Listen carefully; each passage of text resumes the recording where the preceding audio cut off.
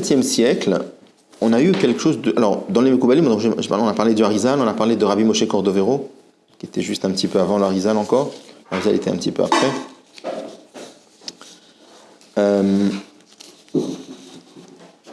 Il y avait certains rabbins qui ne connaissaient pas la Kabbalah, qui se posaient des questions il y a eu des hésitations de la part de certains rabbanim par rapport à la Kabbalah, mais finalement ça a été validé. Tous les Gdolei Israël finalement ont reconnu le Harizal, Rabbi Moshe Cordovero, tous ces Mekoubalim-là ont été entièrement reconnus par tout le clan d'Israël, y compris déjà Rabbi Yosef Karo, qui était lui-même un talmid, un élève du Harizal. Au XVIIe siècle, on a eu quelque chose de très très particulier. C'est que jusqu'alors, une majorité du peuple juif qui vivait dans les pays de l'Est a vécu une sorte d'âge d'or. Parce qu'il y avait une organisation communautaire incroyable, avec des réunions de rabbanim des 4 grands pays, la Russie, la Pologne, qui se réunissaient pour parler des problèmes communautaires. Il y avait partout du Talmud, partout des yeshivot, c'était quelque chose d'assez incroyable. En 1648, tout a basculé. Pourquoi ? Parce qu'il y avait un groupe de Cosaques très profondément antisémites, dont le chef s'appelait Khmelnytsky, et qui ont commencé à dévaster les communautés juives. C'est-à-dire qu'ils ont commencé à attaquer, tout simplement. Ils allaient dans les petits villages où il y avait des communautés juives et ils tuaient à l'arme blanche hommes, femmes et enfants. Ils étranglaient les gens avec des lacets. Enfin, c'était terrible. Quand on voit Ce qui fait qu'en un an et demi, il y a 400 communautés juives qui ont été détruites, plus de 600 000 personnes qui ont été tuées. C'est énorme. C'est la 2e place après dans l'histoire contemporaine par rapport au massacre de la Shoah. C'était vraiment la 2e place. À partir de ce moment-là, on a eu une très grande crise au niveau de Ham Israël. Pourquoi ? Parce que jusqu'à présent, les Juifs étaient toujours lettrés, on va dire, à 99%. Quoi. Les Juifs savaient lire et écrire, tout le monde. Ça n'existait pas des Juifs. Parce que la première mitzvah de la Torah, c'est d'enseigner aux enfants. Donc tout le monde savait lire et écrire. À partir de là, on a eu énormément d'orphelins, énormément d'enfants qui avaient perdu leurs parents. Beaucoup de Juifs ont dû quitter les petits villages parce que là-bas, ils étaient exposés aux attaques des Cosaques et ils sont partis habiter dans les grandes villes où ils étaient moins exposés aux attaques de Cosaques. Et c'est là qu'on a commencé à avoir une véritable crise. Il y avait beaucoup de Juifs qui n'avaient pas eu les possibilités d'étudier. Et donc les gens devaient subvenir à leurs besoins. Les gens travaillaient très très jeunes. Et c'est là que donc on a eu au niveau du peuple juif, il y avait tout un groupe de Juifs, une certaine élite du peuple juif qui sont restés toujours dans l'étude de la Torah. Il y avait toute une partie du peuple juif qui avait beaucoup souffert et qui n'avait pas de très grandes connaissances. Dans un premier temps, les rabbins avaient essayé de faire quelque chose, mais ils ont été très rapidement débordés par la tâche. Et après, c'est l'inverse qui s'est produit. On raconte carrément, il y avait des villes en Pologne dans laquelle il y avait la synagogue des érudits et il y avait la synagogue des juifs simples. Et il y avait des situations dans lesquelles les juifs simples n'avaient pas le droit de mettre les pieds dans la synagogue des érudits. Il y avait ça s'est passé à l'envers. Il y a eu une sorte de mépris des érudits, de la part des érudits envers les juifs simples. Et c'est à cette période qu'Akadosh Baruch Hu a envoyé la Neshama de Rabbi Israël Baal Shem Tov. Rabbi Israël Baal Shem Tov lui-même, il a toute une histoire. Comment, à l'âge de 15 ans, il est devenu le chef spirituel des Tzadikim Nistarim. Les Tzadikim Nistarim, c'était des gens qui avaient un niveau spirituel très très élevé, mais qui étaient souvent habillés comme des gens simples, et ils cachaient volontairement leurs connaissances. Et ils allaient de ville en ville, de village en village, pour motiver les gens à l'étude de la Torah. Ce qu'a fait Rabbi Israël Baal Shem Tov, c'est qu'il a commencé... Alors lui-même, il a appris... Il a eu le dévoilement de Achia Shiloni, c'était un des Nevi'im, qui est venu lui enseigner certaines parties profondes de la Torah. Et il a commencé donc à dévoiler des thèmes qui donnaient beaucoup de courage aux gens, qui motivaient les gens à l'étude de la Torah, mais qui semblaient complètement révolutionnaires. Exemple de choses qu'il disait, par exemple, il expliquait que Akadosh Baruch Hu aime tous les juifs, même des juifs, alors que les gens s'imaginaient que Dieu aime que les érudits. Dire que Akadosh Baruch Hu aime un juif simple, à l'époque, c'était une révolution. Donc, il expliquait que Akadosh Baruch Hu aime tous les juifs. Il parlait beaucoup de l'importance de la simcha, de la joie. Et ce qui fait que, tout doucement, en dévoilant ces thèmes-là, je résume, mais il y avait énormément de thèmes qu'il dévoilait, il a réussi à motiver une très très grande partie du peuple juif à revenir à une vraie étude de la Torah. Donc là, on a eu les ferments de ce qu'on appelait la chassidoute. La chassidoute, en fait, c'est une partie de la Torah qui touche la neshama très très fort. Et le but, c'était vraiment de contrecarrer tous ces problèmes qu'on a eus et surtout de solutionner cette sorte de scission qu'on a eue entre, d'un côté, les érudits et de l'autre côté, les juifs simples. Et c'est comme ça que vraiment, à la fin du 19e siècle, les chassidim, ça représentait presque une majorité au niveau dans les pays de l'Est. C'était pas simplement un petit groupe, c'était énorme. Le Baal Shem Tov lui-même a eu beaucoup d'élèves. Il a eu d'abord le Maggid de Mezrich, qui ont continué à développer ces thèmes, ces parties de la Torah qui touchent très très fort la Neshama.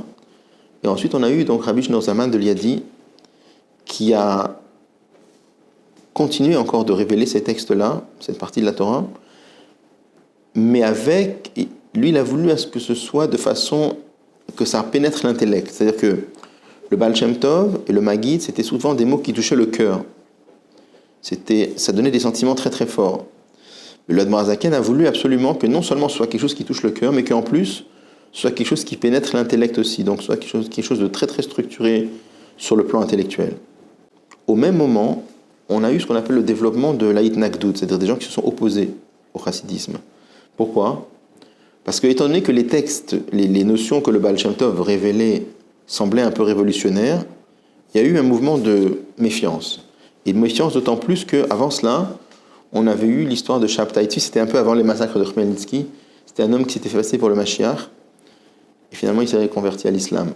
Donc Alors, l'histoire de Shabtai Tzvi, je précise aussi, c'était une grande partie du peuple qui avait adhéré à ces idées, mais pas les rabbanim. D'accord ? Les rabbanim n'avaient pas adhéré à ça. Mais au niveau du peuple, il y a des gens qui avaient suivi. Et à la fin, il s'est converti à l'islam. Donc après cette histoire-là, dès que quelque chose semblait un peu nouveau, révolutionnaire, on n'aimait pas, il y avait un mouvement de recul. Bon. La marloquette a été envenimée par le problème de la Haskalah. Si vous connaissez au niveau de l'histoire juive, la Haskalah, c'était les ferments des mouvements libéraux d'aujourd'hui. C'était donc Mendelssohn en Allemagne qui a commencé à créer une façon d'étudier la Torah de façon très style étude de texte, comme on les fait comme vous avez fait les études qu'on fait à l'école, étude de texte, analyse de texte, grammaire. Alors c'est pas une contradiction la grammaire, mais c'était avec ses idées à lui. Alors même si lui il mettait les tefilines, Mendelssohn, mais ça a fait une catastrophe. Donc il y avait une yeshiva à Berlin, c'était ce qu'on appelait les maskilim, et il y avait ils ont vraiment cherché à lutter contre les juifs orthodoxes. Alors, ils avaient vu que, par exemple, au niveau de la yeshiva du Gaon de Vilna, par exemple, ils avaient réussi à détourner beaucoup de Bachurim et les amener dans la yeshiva à Berlin. Mais chez les chassidim, ça ne marchait pas du tout. Donc, ils avaient vu que finalement, pour arriver à faire quelque chose, il faut envenimer la marloquette entre les chassidim et les mitnagdim. Qu'est-ce qu'ils ont fait ?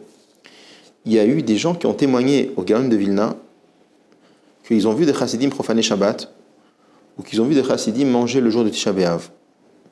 À partir de là, donc, le Gaon de Vilna avait fait des interdictions de se marier avec un chassid, interdiction de boire du vin s'ils l'ont touché, etc. Bon. Et les chassidim avaient énormément souffert à cette époque-là. Il y a toute une lettre de Rabbi Shneur Zalman de Liadi dans laquelle il écrit à ses chassidim et il dit qu'il ne faut pas en vouloir au Gaon de Vilna parce que lui, ils ont beaucoup souffert. Il a dit qu'il a agi d'après les règles de la Torah. Pourquoi ? Parce qu'à partir du moment où il a eu des témoignages de gens qui semblaient kshérim et qui lui ont dit qu'ils ont vu des chassidim profaner Shabbat, eh ben, il a eu raison. En fait, c'était des maskilim, c'était des gens de la Haskalah qui ont fait des faux témoignages. Mais comme ils avaient l'aspect de juifs religieux, il n'a pas pu savoir ça. Donc, c'est pas parce que certains ont pu manger, même si les gens c'était vrai. Les chassidim n'ont pas dit, ça y est, on peut manger à Tisha B'Av, ils n'ont pas décrété. Après, il y a certains qui peuvent le faire, même si certains le font, c'est pas une raison pour décrédibiliser. Bon, je ne cherche pas à défendre, parce que c'est un passage très douloureux de l'histoire du peuple juif. Quand je dis qu'ils ont beaucoup souffert, c'est-à-dire que ça allait très très loin. C'est-à-dire qu'il y avait beaucoup Comme on pensait que les chassidim étaient des hérétiques, qui savaient dévier de l'orthodoxie, on pensait que c'était une mitzvah de les dénoncer à la police, il y a des choses terribles. C'était une catastrophe. Bon. il a fallu pratiquement 3 générations. C'était à l'époque du Tzemar Tzedek, donc le petit-fils du Balatania, avec un des élèves du Gaon de Vilna, donc c'était Rabbi Yitzhak de Volojine, pour cueillir le shalom, c'est-à-dire pour se rendre compte que Chazim était non seulement ils étaient Shomrei Shabbat, mais qu'ils faisaient peut-être plus attention que les autres, que non seulement ils respectaient les moindres halachot de la Torah, mais qu'ils mettaient les tefilines de Rashi, les tefilines de Rabbeinu Tam, qu'ils faisaient tous les hidurim, toutes les améliorations qu'on peut possibles dans la pratique des mitzvot. Il a fallu 3 générations. C'est-à-dire qu'à l'époque, il n'y avait pas Internet, il n'y avait pas... Donc c'était des moments très très douloureux. La seule chose qui est très difficile à comprendre, c'est que Rabbi Shlomo Zalman de Liadi a voyagé jusqu'à Vilna pour être reçu par le Gaon de Vilna. Donc il avait déjà discuté avec beaucoup de rabbanim de la ville qui ont vu sa grandeur et qui ont demandé au Gaon de Vilna de le recevoir. Il y a eu énormément de pression des rabbanim de Vilna sur le Gaon de Vilna pour recevoir l'Admor Hazaken. Et malgré, il est resté 7 jours dans la ville, il n'a pas voulu le recevoir. Ça, j'ai pas d'explication rationnelle pourquoi il n'a pas... Parce que, en fait, Rabbi Shlomo Zalman voulait qu'on termine avec cette histoire. Il voulait montrer que les idées de la Chassidut, c'est au contraire, c'est de respecter la halakha à 1000%, pas à 50%. Très difficile à comprendre pourquoi il n'a pas accepté. Mais en tout cas, bon, c'est connu qu'il n'a pas accepté. Et à cause de ça, en tout cas, il a fallu 3 générations pour remettre le shalom. Bon. Ça, c'est juste pour terminer avec le contexte historique. Alors, les textes de la Chassidut, en vérité, il y a énormément de textes. Quand je dis énormément, je pèse les mots, c'est des centaines et des centaines et des centaines de livres. C'est je pense des centaines de milliers de pages. C'est énorme. C'est pas quelques livres. C'est énorme. Et en fait, le but de toute cette partie-là, c'est quoi? C'est de donner une certaine flamme dans la pratique des mitzvot, une certaine flamme dans l'étude de la Torah. C'est-à-dire, c'est pas simplement de pratiquer les mitzvot de façon routinière, mais c'est de montrer à un juif la grandeur, la chance, le bonheur qu'il y a d'étudier la Torah, de pratiquer les mitzvot, et ça donne complètement un autre regard. C'est-à-dire que pour beaucoup de gens, par exemple, le judaïsme, c'est quelque chose d'austère, qui implique des sacrifices, qui implique des privations. Tu ne peux pas manger ça, et Shabbat, tu ne peux pas faire ça. Et pour beaucoup de gens, c'est vécu de façon un peu pénible.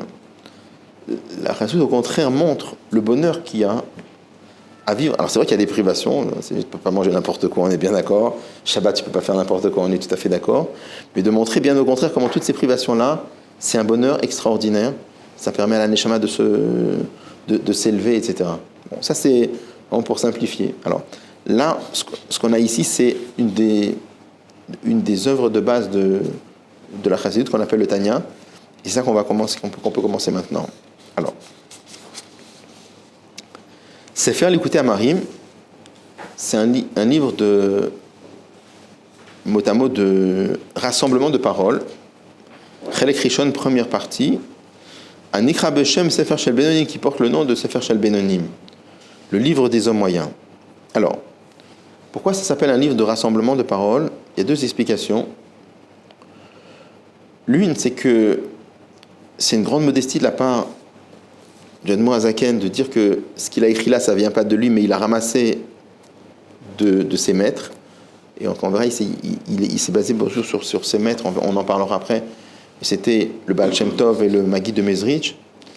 Et aussi, il y a aussi beaucoup de choses qui sont basées sur le Rambam et le Maharal de Prague. Mais à part ça, le pshat simple, quand il dit Likutei Amarim, c'est parce que pendant des années, il y a des juifs qui venaient le voir, lui demander comment est-ce qu'il faut servir Dieu, comment est-ce qu'on peut faire pour prier avec Havana, comment est-ce qu'on peut faire pour étudier avec chaleur, avec flamme, avec enthousiasme. Et il a répondu aux questions que les gens avaient pendant des années.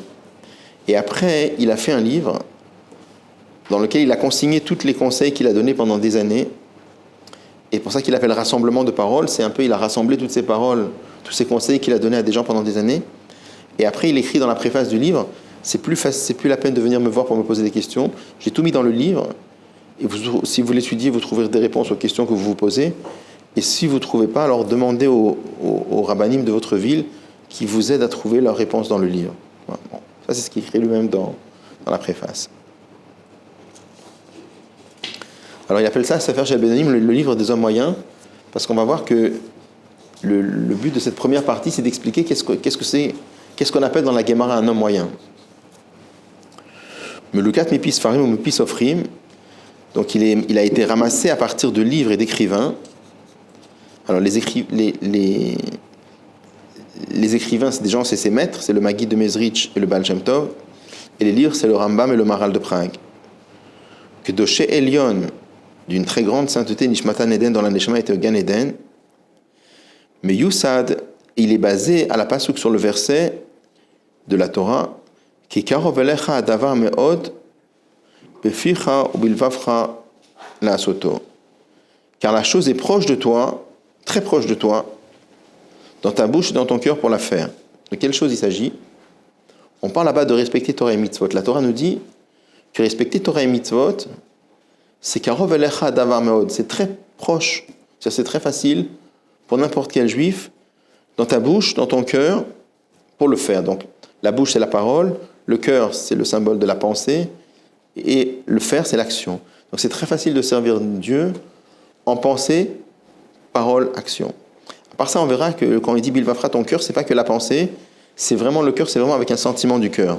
C'est-à-dire qu'il verra qu'il va nous expliquer comment c'est facile pour chaque juif de servir Dieu en pensée, parole, action, et avec un sentiment du cœur, c'est-à-dire avec l'amour de Dieu, avec la crainte de Dieu.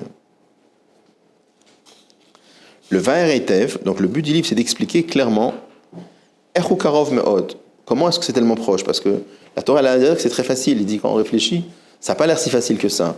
Donc il veut expliquer comment c'est facile, comment c'est proche. Et il dit B'derech arucha uktsara, avec un chemin long et court. Alors qu'est-ce que ça veut dire avec un chemin long et court? Il y a deux explications sur ça. Une explication, c'est que déjà, les 17 premiers chapitres, c'est déjà une première partie. Ça, c'est le chemin, ça, c'est déjà un chemin. Et après, à partir du 18e chapitre, ça commence un autre chemin. La vérité, la partie, les 17 premiers chapitres, c'est un chemin, mais qui n'est pas si évident. Donc ça, c'est le chemin qui est plus long. Et le chapitre, à partir du chapitre 18, il explique un chemin qui est encore plus facile. C'est ce chemin-là qu'il appelle le chemin plus court. Il y a une autre explication, qu'est-ce que ça veut dire un chemin un chemin long et court? Ça fait une allusion à une histoire de la Gemara dans Masechet Eruvin. Là-bas, il y avait une histoire avec Rabbi Yoshua ben Hanania qui avait demandé à un enfant le chemin pour aller à Jérusalem. Et l'enfant lui a dit, il y a deux chemins. Il y a un chemin long et court, et il y a un chemin court et long. De quoi ça parlait? Il dit comme ça, il y avait un chemin qui était court en distance, mais en vérité, c'était un chemin compliqué, avec plein d'embûches, des trous, des irrégularités de terrain, Donc il était court en distance, mais compliqué. Donc en vérité, il est long. Il y a un deuxième chemin qui est long, mais il est court. Ça veut dire que c'est un chemin qui est long en distance, mais c'est un chemin large, pas de problème, pas de piège, pas d'embûche, pas de difficultés énormes, quoi. Donc il veut dire vraiment, est-ce que le chemin, en allusion, il veut dire que le chemin qu'il veut évoquer dans son livre, c'est un chemin qui est court, c'est un chemin qui est long, mais en vérité il est court. C'est-à-dire que c'est vrai qu'il y a beaucoup d'idées, il y a beaucoup de concepts à avaler, mais une fois qu'on a tous ces concepts-là, alors ça donne un chemin assez large et on arrive à éviter beaucoup de pièges et beaucoup de problèmes.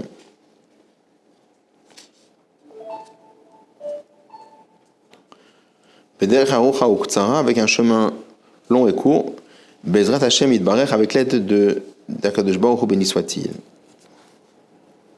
Ça, la marque d'après, c'est ce qu'ils sont rajoutés dans l'ordinateur. Mais... Alors, on peut commencer maintenant le texte, Tanya. Alors, Tanya, ça veut dire on a enseigné dans une braïta. Alors, on parlait des Mishnayot, je vous ai parlé aussi des braïtot, qui n'ont pas été rentrés dans la Mishnah. Donc, on dit dans la Gemara, on dit le mot Tanya. Dans la Gemara, vous avez des fois le mot Tnan. Tnan, ça veut dire nous avons enseigné dans une Mishnah. Et Tanya, ça veut dire nous avons enseigné dans une braïta. Donc là, on a enseigné dans une braïta, Besof Peregimel de Nida, à la fin du 3e chapitre de la Gemara Nida. Qu'est-ce qu'on nous dit là-bas? Mashbi Moto, on le fait jurer, Tei tzadik, que tu sois un tzadik, Ve'al tei racha, et ne sois pas un racha. De quoi on parle là-bas? Là-bas, la Gemara raconte qu'avant la naissance de l'enfant, avant que la Neshama descende dans ce monde-là, on le fait jurer que tu sois tzaddik et que tu ne sois pas un rachat, que tu ne sois pas méchant. Après, une deuxième chose qu'on lui dit, va filu kol olam kulo omrim lecha tzaddik ata, et même si tout le monde te dit que tu es un tzaddik, heye be'enecha, soit à tes yeux keracha, comme un rachat. Donc jusqu'à là, c'est le texte de la Braïta en Masechet Nida. Donc on nous dit, on le fait jurer, soit tzaddik et soit pas rachat, et si, même si le monde entier te dit que tu es tzaddik, toi, considère-toi comme un rachat. Donc là maintenant, il va commencer à poser des questions sur cette Braïta, et montrer que la Braïta, elle n'est pas tellement compréhensible pour plusieurs raisons. Il dit, Vetsar Lavin, il faut comprendre des Hatnan, car voilà, Hatnan, ça veut dire, on a enseigné dans une Mishnah, c'est Avot Perek, dans Pirkei Avot, c'est marqué, Ve'al tei racha bifne atzmecha, ne sois pas un rachat devant toi-même. Ça veut dire, ne sois pas un rachat à tes yeux, ne te considère pas comme un rachat. C'est comme ça que le Rambam traduit la Mishnah de Pirkei Avot. Donc, le premier problème qu'on a, c'est que la Braïta, elle contredit une Mishnah. Pourquoi ? Parce que dans la Braïta, on nous dit, même si le monde entier te dit que tu es tzaddik, considère-toi comme un rachat. Alors que dans la Mishnah de Pirkei Avot, on nous dit, ne te considère pas comme un rachat. C'est une vraie contradiction entre les deux textes.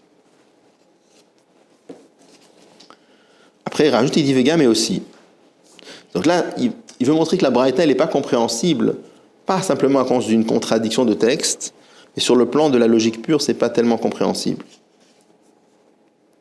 Vega, mais aussi, Im yebenav keracha, s'il se considère comme un rachat, Yera levavo, son cœur sera brisé, Veillez atsev, et il sera triste, il ne pourra pas servir Dieu avec la joie et un bon cœur. Il dit comme ça. Il dit cette Braïta, qui nous dit, la Braïta de Masechet Nida, qui nous dit, même si le monde entier te dit que tu es tzaddik, considère comme un rachat, il dit, comment on peut avoir un passage dans la Torah qui conseille à un juif de se considérer comme un rachat? Il dit, si le juif se considère comme un rachat, il va être triste. Et s'il est triste, s'il est sincère, s'il se considère vraiment comme un rachat, il va être triste. Et s'il est triste, il ne pourra pas servir Dieu avec la joie et le bon cœur. Et après, il rajoute et dit, Ve'im lo yira levavo klal miseh. Et si maintenant quelqu'un n'a pas le cœur brisé, en se disant, je suis un rachat, il n'a pas le cœur brisé, mais c'est encore pire. Parce que si le monsieur il se dit, je suis rachat et ça ne lui fait rien, alors c'est très grave. Yachol avoli dekalut, il peut arriver à la légèreté, chas v'shalom. C'est quoi la légèreté? C'est quelqu'un il se dit, bon, je suis rachat, puis ça ne lui fait rien. Et ben, ça fait quoi? Ça fait une avéra de plus, une avéra de moins, c'est pas grave. Donc il dit, de toute façon, la Braïta, elle n'est pas compréhensible, oui. D'un côté, c'est pas aux yeux des autres, et aux yeux de soi-même. C'est-à-dire, aux yeux de soi-même, on peut se considérer comme un rachat, mais vis-à-vis des autres, c'est le contraire. C'est pour s'éloigner du kavod que les autres nous font. Là, le problème, c'est que dans les deux cas, dans les deux textes, on parle par rapport à soi-même. Là, on nous dit, même si le monde entier te dit que tu es un tzaddik, sois à tes yeux comme un rachat. Donc, d'accord? Et l'autre nous dit, ne sois pas un rachat devant toi-même. Donc, les deux textes parlent devant soi-même, on ne parle pas devant les autres. Donc, on a un vrai problème. D'accord? Bon. Alors, on verra que toute la moitié, un peu plus que la moitié du premier chapitre, on va poser que des questions. Parce qu'après, il va introduire un certain nombre de notions. Et c'est beaucoup plus tard, c'est à partir du chapitre 10 qu'on va commencer à donner des éléments de réponse. Donc là, on va poser plein de questions en vérité. Et on va introduire plein de notions fondamentales. Et c'est que dans quelques chapitres qu'on va pouvoir commencer à donner déjà les premiers éléments de réponse.